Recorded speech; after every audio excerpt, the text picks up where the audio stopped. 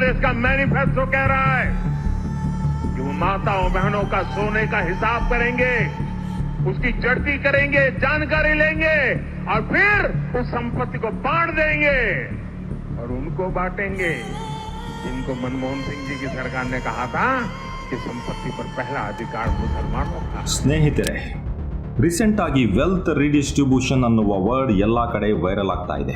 ಇದಕ್ಕೆ ಸಂಬಂಧಿಸಿದ ಸಂಪೂರ್ಣ ಮಾಹಿತಿಯನ್ನು ಇವತ್ತು ನಾನು ನಿಮ್ಮ ಮುಂದೆ ಇಡ್ತಾ ಇದ್ದೀನಿ.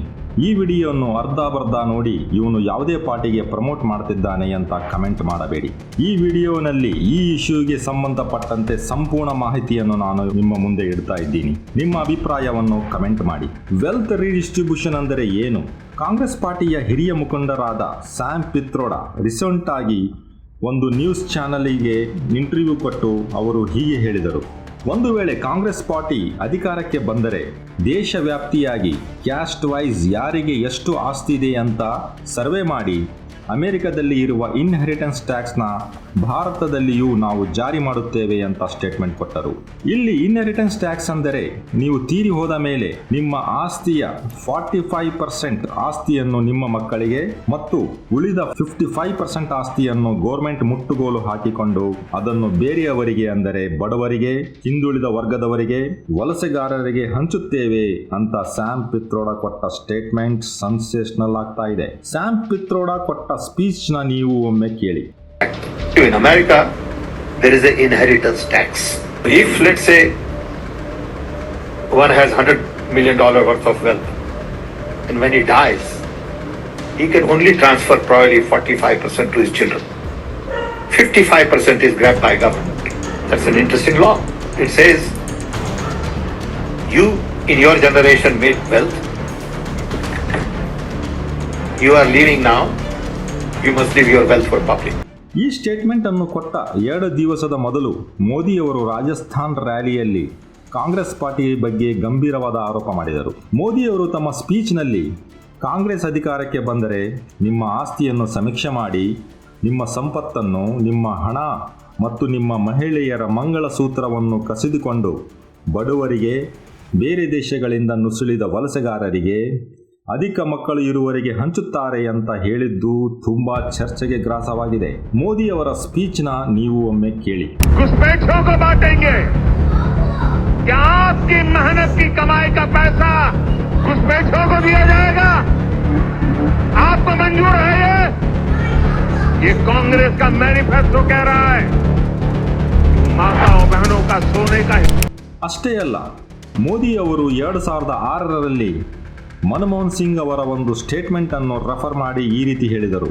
ನಮ್ಮ ಮಾಜಿ ಪ್ರಧಾನಿ ಡಾಕ್ಟರ್ ಮನಮೋಹನ್ ಸಿಂಗ್ ಭಾರತದ ಆಸ್ತಿ, ಭಾರತದ ಸಂಪನ್ಮೂಲಗಳ ಸಂಪೂರ್ಣ ಹಕ್ಕು ಬಡುವ ದಲಿತರಿಗೆ, ಮುಖ್ಯವಾಗಿ ಮುಸ್ಲಿಂ ಮೈನಾರಿಟೀಸ್ ಅವರಿಗೆ ಮೊದಲ ಸಾಲಿನಲ್ಲಿ ಸಿಗಬೇಕು ಅಂತ ಹೇಳಿದ್ದರು.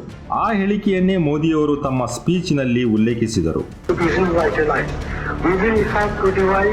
Innovative plans to ensure that minorities, particularly the Muslim minority, are empowered to share equitably in the fruits of development.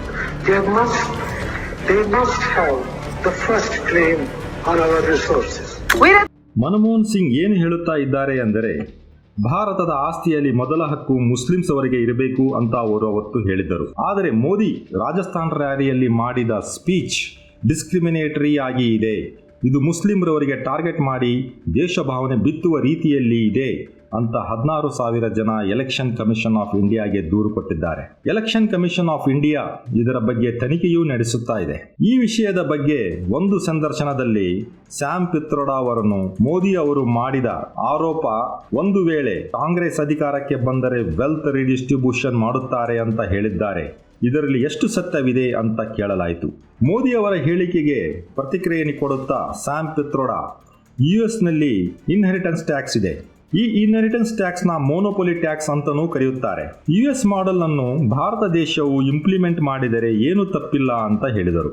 Sam Pitroda ಇನ್ನೂ ಕ್ಲಾರಿಫೈ ಮಾಡುತ್ತಾ, ಕಾಂಗ್ರೆಸ್ ಪಾರ್ಟಿ ಅಧಿಕಾರಕ್ಕೆ ಬಂದರೆ ಸಂಪತ್ತಿನ ಪುನಃ ವಿತರಣೆಗಾಗಿ ಹೊಸ ನೀತಿಯನ್ನು ತರಲಿದೆ. ಭಾರತದಲ್ಲಿ 40% ರಷ್ಟು ಜನರಲ್ಲಿ ಹೆಚ್ಚಿನ ಆಸ್ತಿ ಇದೆ. ಈ ಆಸ್ತಿಯನ್ನು ಅವರಿಂದ ತೆಗೆದುಕೊಂಡು ಕೆಳವರ್ಗದ ಜನರಿಗೆ ಸಮಾನವಾಗಿ ಹೇಗೆ ಹಂಚಬೇಕು ಎಂಬ ನೀತಿಯನ್ನು ನಾವು ಜಾರಿ ಮಾಡುತ್ತೇವೆ ಎಂದು ಸ್ಯಾಮ್ ಪಿತ್ರೋಡಾ ಹೇಳಿದರು. ಈ ರೀತಿ ವೆಲ್ತ್ ರಿಡಿಸ್ಟ್ರಿಬ್ಯೂಷನ್ ಇಂಡಿಯಾ ತುಂಬ ವೈರಲ್ ಆಗಲಿಕ್ಕೆ ಇದೇ ಮುಖ್ಯವಾದ ಕಾರಣ. ಮೋದಿ ಮತ್ತು ಅವರ ಬಿಜೆಪಿ ಕಾರ್ಯಕರ್ತರು ಕಾಂಗ್ರೆಸ್ ಪಾರ್ಟಿ ಮ್ಯಾನಿಫೆಸ್ಟೋಗೆ ಟಾರ್ಗೆಟ್ ಮಾಡಲು ಮುಖ್ಯ ಕಾರಣ ಮೊನ್ನೆ ಸೌತ್ ಇಂಡಿಯಾ ರ್ಯಾಲಿನಲ್ಲಿ ರಾಹುಲ್ ನೀಡಿದ ಈ ಭಾಷಣವನ್ನು ಒಮ್ಮೆ ಕೇಳಿ. जाति जनगणना को हम पूरे देश में इंप्लीमेंट कर देंगे, देश का एक्सरे कर देंगे, दूध का दूध, पानी का पानी हो जाएगा. पिछड़े वर्ग को, दलितों को, आदिवासियों को, गरीब जनरल कास्ट के लोगों को, माइनॉरिटीज को पता लग जाएगा कि इस देश में उनकी भागीदारी कितनी है. हम फाइनेंशियल और इंस्टीट्यूशनल सर्वे करेंगे, ये पता लगाएंगे हिंदू किसके आगे, हिंदू किसके आगे, हिंदू किसके हाथों में है, कौन से वर्ग के हाथ में है. और इस ऐतिहासिक कदम के बाद हम क्रांतिकारी काम शुरू करेंगे जो आपका हक बनता. ರಾಹುಲ್ ಗಾಂಧಿ ಏನು ಹೇಳಿದರು ಗೊತ್ತಾ? ಹಿಂದೂ, SC ST, ಅಲ್ಪಸಂಖ್ಯಾತರು, OBC, ಅಪ್ಪರ್ ಕ್ಯಾಸ್ಟ್ ಹೀಗೆ ಎಲ್ಲ ಜಾತಿಗಳ ಜನರ ಆಸ್ತಿಗಳ ಎಕ್ಸ್ರೇ ಮಾಡಿಸಿ ಮೊದಲಿಗೆ ಯಾರ ಬಳಿ ಜಾಸ್ತಿ ಆಸ್ತಿ ಇದೆ ಎಂದು ಪತ್ತೆ ಮಾಡುತ್ತೇವೆ. ಆಮೇಲೆ ಅವರು ಹೇಳಿದ 3 ಸೆಕೆಂಡ್ಸ್ನ ಕ್ಲಿಪ್ಪನ್ನು ಮ್ಯೂಟ್ ಮಾಡಿದ್ದಾರೆ. ಈ 3 ಸೆಕೆಂಡ್ಸ್ನಲ್ಲಿ ರಾಹುಲ್ ಗಾಂಧಿ ಏನು ಹೇಳಿದರು ಯಾರಿಗೂ ಗೊತ್ತಿಲ್ಲ.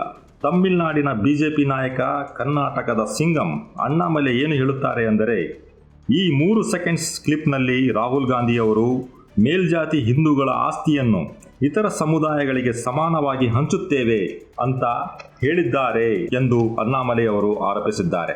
ಬಟ್ ಆಸ್ ಎ ಹೋಲ್ ಆ 3 ಸೆಕೆಂಡ್ಸ್ ಕ್ಲಿಪ್ನಲ್ಲಿ ರಾಹುಲ್ ಗಾಂಧಿಯವರು ಹೆಚ್ಚಿನ ಆಸ್ತಿ ಇದ್ದವರನ್ನು ಸರ್ವೆಯಿಂದ ಐಡೆಂಟಿಫೈ ಮಾಡಿ ನೆಕ್ಸ್ಟ್ ಆ ಆಸ್ತಿಯನ್ನು ಯಾರಿಗೆ ಹಂಚಬೇಕು ಎಂಬ ಹೊಸ ಕ್ರಾಂತಿಯನ್ನು ನಾವು ತರುತ್ತೇವೆ ಎಂದು ಹೇಳಿದ್ದಾರೆ. ಬಟ್ ಆಕ್ಚುಲಿ ಕಾಂಗ್ರೆಸ್ ಮ್ಯಾನಿಫೆಸ್ಟೋದಲ್ಲಿ ವೆಲ್ತ್ ರಿಡಿಸ್ಟ್ರಿಬ್ಯೂಷನ್ ಎಂಬ ಹೇಳಿಕೆಯೇ ಇಲ್ಲ. ಬಟ್ ರಾಹುಲ್ ಗಾಂಧಿ ಅವರು ತಮ್ಮ ಚುನಾವಣಾ ರ್ಯಾಲಿಯಲ್ಲಿ ಯಾಕೆ ಈ ಸ್ಟೇಟ್ಮೆಂಟ್ ಕೊಟ್ಟರು ಅಂತ ಯಾರಿಗೂ ಅರ್ಥವಾಗುತ್ತಿಲ್ಲ. ಕಾಂಗ್ರೆಸ್ ಮ್ಯಾನಿಫೆಸ್ಟೋದಲ್ಲಿ ಸೋಷಿಯೋ ಇಕನಾಮಿಕ್ ಕ್ಯಾಸ್ಟ್ ಸೆನ್ಸಸ್ ತಗೊಂಡು ಬರ್ತೀವಿ ಅಂತ ಮಾತ್ರವೇ ಇದೆ. ಇನ್ಹೆರಿಟೆನ್ಸ್ ಟ್ಯಾಕ್ಸ್ ತಗೊಂಡು ಬರ್ತೀವಿ ಅಂತ ಎಲ್ಲಿಯೂ ಮೆನ್ಷನ್ ಮಾಡಿಲ್ಲ.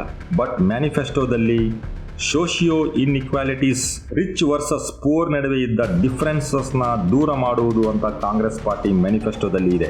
ರಾಹುಲ್ ಗಾಂಧಿಯ ಈ ಹೇಳಿಕೆಯನ್ನೇ ಹಿಡಿದುಕೊಂಡು ಮೋದಿ ಅವರು ಕಾಂಗ್ರೆಸ್ ಪಾರ್ಟಿ ವಲಸೆಗಾರರಿಗೆ, ಅಧಿಕ ಮಕ್ಕಳು ಇದ್ದವರಿಗೆ ಹಂಚುತ್ತಾರೆ ಎಂದು ಆರೋಪ ಮಾಡಿದ್ದಾರೆ. ಇಲ್ಲಿ ರಾಹುಲ್ ಗಾಂಧಿ ಅವರು ಶ್ರೀಮಂತರ ಆಸ್ತಿಯನ್ನ ಎಲ್ಲ ವರ್ಗದವರಿಗೂ ಅಂದರೆ ಹಿಂದೂಸ್, ಮುಸ್ಲಿಮ್ಸ್, SC ST ಅಂತ ಹೇಳಿದ್ದರೆ ಅದು ಒಳ್ಳೆಯದಾಗ್ತಿತ್ತು. ಬಿಕಾಸ್ SC STಯಲ್ಲಿಯೂ ಕೂಡ ಒಬ್ಬ ವ್ಯಕ್ತಿ ಎಷ್ಟೋ ಕಷ್ಟಪಟ್ಟು ಆಸ್ತಿಯನ್ನು ಮಾಡಿರುತ್ತಾನೆ.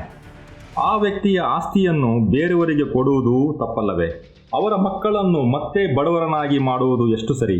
ಹಾಗೆ ಇಂಡಿಯನ್ ಬಿಲಿಯನರಿಗಳ ಆಸ್ತಿಯನ್ನು ಎಲ್ಲರಿಗೂ ಹಂಚುವುದು ತಪ್ಪೆ. ಯಾಕಂದರೆ ದೇಶದ ಆರ್ಥಿಕ ವ್ಯವಸ್ಥೆ ಇವರ ಮೇಲೆ ಆಧಾರವಾಗಿದೆ. ನನ್ನಂಥ ಒಬ್ಬ ಕಾಮನ್ OBC ಪ್ರಜೆಯಿಂದ 1000 ಸ್ಕ್ವೇರ್ ಫೀಟ್ ಫ್ಲ್ಯಾಟ್ನಿಂದ 550 ಸ್ಕ್ವೇರ್ ಫೀಟ್ ಏರಿಯಾನ ಸರ್ಕಾರಕ್ಕೆ ಕೊಡಬೇಕಾ? ವೆಲ್ತ್ ರಿಡಿಸ್ಟ್ರಿಬ್ಯೂಷನ್ ಪಾಲಿಸಿ ಇಂಡಿಯಾದಲ್ಲಿ ಇಂಪ್ಲಿಮೆಂಟ್ ಆದರೆ ದೊಡ್ಡ ಹೋರಾಟ ಆಗುತ್ತದೆ. ಯಾಕೆಂದರೆ ಇಂಡಿಯನ್ ಸಿಚುವೇಶನ್ಗೆ ಈ ಪಾಲಿಸಿ ಸರಿ ಹೊಂದುವುದಿಲ್ಲ. ಸ್ಯಾಮ್ ಪಿತ್ರೋಡಾ ಎಲ್ಲೋ ಜರ್ಮನಿ, UKಯಲ್ಲಿ ಕುಳಿತು ಇಂಡಿಯಾದಲ್ಲಿ ಈ ಪಾಲಿಸಿ ಇಂಪ್ಲಿಮೆಂಟ್ ಮಾಡಲು ಸಾಧ್ಯವಿಲ್ಲ. ಇಂಡಿಯಾದಲ್ಲಿ ತಂದೆಯ ಆಸ್ತಿಯಲ್ಲಿ ಅಣ್ಣ ತಮ್ಮಂದಿರು, ಅಕ್ಕ ತಂಗಿಯರು ಎಲ್ಲರೂ ಆಧಾರವಾಗಿ ಇರುತ್ತಾರೆ. ಅಂತಹ ತಂದೆ 55% ಆಸ್ತಿಯನ್ನು ತನ್ನ ಮಕ್ಕಳಿಗೆ ಬಿಟ್ಟು ಸರ್ಕಾರಕ್ಕೆ ಕೊಡಕ್ಕೆ ಒಪ್ಪುವುದಿಲ್ಲ. ಅಮೆರಿಕದಲ್ಲಿ ಇನ್ಹೆರಿಟೆನ್ಸ್ ಟ್ಯಾಕ್ಸ್ ವರ್ಕೌಟ್ ಆಗುತ್ತದೆ. ಯಾಕಂದರೆ ಅಲ್ಲಿನ ಬಹುತೇಕ ಬಿಲಿಯನರಿಗಳಿಗೆ ಮಕ್ಕಳು ಇರುವುದಿಲ್ಲ ಮತ್ತು ಅವರು ಪದೇ ಪದೇ ಡೈವರ್ಸ್ ಪಡೆಯುತ್ತಾರೆ. ಅದು ಡೆವಲಪ್ಡ್ ಕಂಟ್ರಿ. ಅಲ್ಲಿಯ ರೂಲ್ಸ್ ಇಂಡಿಯಾಗೆ ಸರಿ ಹೊಂದುವುದಿಲ್ಲ. ಆದ್ದರಿಂದ ಪ್ರಸ್ತುತ ನಮ್ಮ ಬಳಿ ಇರುವ ಜಾತಿಗೆ ಹೆಚ್ಚು ಆಸ್ತಿದೆ ಎಂಬ ನಿಖರವಾದ ಡೇಟಾ ಇಲ್ಲ. ಆದರೆ ಒಂದು ವರದಿಯಲ್ಲಿ ಸಂಪತ್ತು ವಿತರಣೆಯ ಬಗ್ಗೆ ಇಂಡಿಯನ್ ಇನ್ಸ್ಟಿಟ್ಯೂಟ್ ಆಫ್ ದಲಿತ್ ಸಮೀಕ್ಷೆ ಪ್ರಕಟಿಸುವ ಸರ್ವೆಯಲ್ಲಿ ಹಿಂದೂ ಮೇಲ್ಜಾತಿಯವರ ಆಸ್ತಿ 41%, OBCಯವರಲ್ಲಿ 31%, ಮುಸ್ಲಿಮ್ಸ್ರಲ್ಲಿ 8%, SC 7%, ST 3.7% ಆಸ್ತಿಯನ್ನು ಹೊಂದಿದ್ದಾರೆ ಅಂತ ಸಮೀಕ್ಷೆ ಹೇಳಿದೆ. ಸೊ ಸ್ಯಾಮ್ ಪಿತ್ರೋಡಾ ಕೊಟ್ಟ ಸ್ಟೇಟ್ಮೆಂಟ್ನಿಂದ ಆದ ಕಾಂಗ್ರೆಸ್ ಪಾರ್ಟಿಗೆ ಆದ ಡ್ಯಾಮೇಜ್ ಸರಿಪಡಿಸಲು ಕಾಂಗ್ರೆಸ್ನ ಹಿರಿಯ ನಾಯಕ ಜಯರಾಮ್ ರಮೇಶ್ ಅವರು ಮುಂದೆ ಬಂದು ಸಿಚುವೇಶನ್ನ ಅಂಡರ್ ಕಂಟ್ರೋಲ್ಗೆ ತಗೊಂಡ್ರೂ ಯಾರೂ ಅದನ್ನು ಒಪ್ಪುವುದಿಲ್ಲ. ಎಕ್ಸ್ ಪ್ಲಾಟ್ಫಾರ್ಮ್ನಲ್ಲಿ ಜಯರಾಮ್ ರಮೇಶ್ ಒಂದು ಟ್ವೀಟ್ ಮಾಡಿದ್ದಾರೆ. ಸ್ಯಾಮ್ ಪಿತ್ರೋಡಾ ಮಾಡಿದ ಸ್ಟೇಟ್ಮೆಂಟ್ಗೂ ಕಾಂಗ್ರೆಸ್ ಪಾರ್ಟಿಗೂ ಯಾವುದೇ ಸಂಬಂಧವಿಲ್ಲ. ಅದು ಸ್ಯಾಮ್ ಪಿತ್ರೋಡಾ ಅವರ ಪರ್ಸನಲ್ ಒಪಿನಿಯನ್. ಸ್ಯಾಮ್ ಪಿತ್ರೋಡಾ ಅವರ ಸ್ಟೇಟ್ಮೆಂಟ್ನ ಬಿಜೆಪಿ ಸೆನ್ಸೇಷನಲ್ ಮಾಡ್ತಾ ಇದೆ ಅಂತ ಆರೋಪಿಸಿದ್ದಾರೆ. ಸ್ಯಾಮ್ ಪಿತ್ರೋಡಾ ಕೂಡ ಎಕ್ಸ್ ಪ್ಲಾಟ್ಫಾರ್ಮ್ನಲ್ಲಿ ಟ್ವೀಟ್ ಮಾಡುತ್ತಾ ಯುಎಸ್ನಲ್ಲಿರುವ ಇನ್ಹೆರಿಟೆನ್ಸ್ ಟ್ಯಾಕ್ಸ್ ಭಾರತದಲ್ಲಿಯೂ ಇಂಪ್ಲಿಮೆಂಟ್ ಆಗಬೇಕು ಅಂತ ಏನೂ ರೂಲ್ಸ್ ಇಲ್ಲ. ನಾನು ಜಸ್ಟ್ ಒಂದು ರೆಫರೆನ್ಸ್ಗೆ ಹೇಳಿದ್ದು, ಅದನ್ನೇ ಬಿಜೆಪಿ ಹೈಲೈಟ್ ಮಾಡಿ ದೊಡ್ಡ ಇಶ್ಯೂ ಮಾಡುತ್ತಿದೆ ಎಂದು ಆರೋಪಿಸಿದ್ದಾರೆ. ಇಂತಹ ಸ್ಟೇಟ್ಮೆಂಟ್ಗಳನ್ನು ನೀಡುವುದು ಸ್ಯಾಮ್ ಪಿತ್ರೋಡಾಗೆ ಹೊಸದಲ್ಲ. ಹಿಂದೆಯೂ ಕೂಡ ಅವರು ಮಿಡಲ್ ಕ್ಲಾಸ್ ಅವರ ಹತ್ತಿರ ಹೆಚ್ಚಿನ ಟ್ಯಾಕ್ಸ್ ಕಲೆಕ್ಟ್ ಮಾಡಿರಿ ಅಂತ ಸ್ಟೇಟ್ಮೆಂಟ್ ಕೊಟ್ಟಿದ್ದರು. ಅದು ಕೂಡ ದೊಡ್ಡ ಸಂಚಲನ ಉಂಟು ಮಾಡಿತ್ತು. ಒಟ್ಟಿನಲ್ಲಿ ಇನ್ಹೆರಿಟೆನ್ಸ್ ಟ್ಯಾಕ್ಸ್ ಭಾರತದಲ್ಲಿ ಏನಾದರೂ ಇಂಪ್ಲಿಮೆಂಟ್ ಆದರೆ ಭಾರತದ ಆರ್ಥಿಕ ವ್ಯವಸ್ಥೆ ಅಧೋಗತಿಗೆ ಇಳಿಯುವುದು ಗ್ಯಾರಂಟಿ. ಎಸಿಎ ಬಂಗಲೆಯಲ್ಲಿ ಕುಳಿತು ಇಂತಹ ಪಾಲಿಸಿಗಳನ್ನು ಜಾರಿ ಮಾಡಲು ಆಗುವುದಿಲ್ಲ. ಆದ್ದರಿಂದ ವೆಲ್ತ್ ರೀಡಿಸ್ಟ್ರಿಬ್ಯೂಷನ್ ಪಾಲಿಸಿ ಭಾರತದಲ್ಲಿ ಇಂಪ್ಲಿಮೆಂಟ್ ಮಾಡುವುದಕ್ಕೆ ಮೊದಲು ಅದರ ಸಾಧಕ ಬಾಧಕಗಳನ್ನು ಕುಲಂಕುಷವಾಗಿ ಅಧ್ಯಯನ ಮಾಡುವುದು ಒಳ್ಳೆಯದು. So finally Congress party Sam Pitroda ಹೇಳಿದ ಈ ಸ್ಟೇಟ್ಮೆಂಟ್ಗೂ ತನಗೂ ಯಾವುದೇ ಸಂಬಂಧವಿಲ್ಲ ಎಂದು ಕ್ಲಾರಿಫೈ ಮಾಡಿದೆ. ಈ ವಿಷಯದಲ್ಲಿ ನಿಮ್ಮ ಒಪಿನಿಯನ್ ಅನ್ನು ಕಮೆಂಟ್ ಮಾಡಿ. ಈ ವಿಡಿಯೋ ನಿಮಗೆ ಲೈಕ್ ಆಗಿದ್ದರೆ ಸಬ್ಸ್ಕ್ರೈಬ್ ಮಾಡಿ, ಕಾಂಟೆಂಟ್ ಇಷ್ಟವಾಗಿದ್ದರೆ ಲೈಕ್ ಮಾಡಿ. ಜೈ ಹಿಂದ್.